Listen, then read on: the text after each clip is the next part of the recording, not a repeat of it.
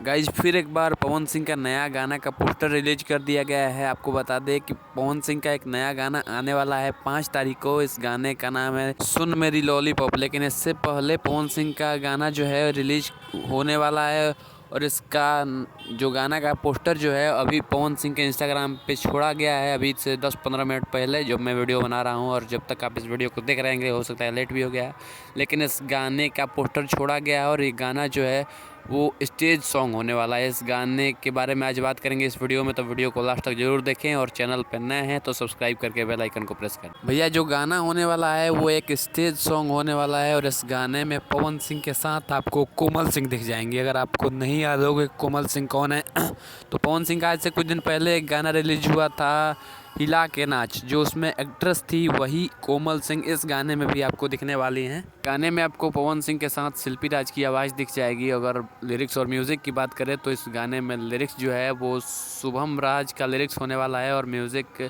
सुदीप सुधाकर का होने वाला है। ये नए लिरिसिस्ट मुझे लगते हैं, लेकिन इसके जो स्टेज सॉन्ग होने वाला है पवन सिंह अब नए नए लिरिसिस्ट से और नए नए म्यूजिक डायरेक्टर से इस अब गाने को गा रहे हैं और बहुत ही काफ़ी धमाल सॉन्ग होने वाला है। इसकी शूटिंग कंप्लीट कर ली गई है।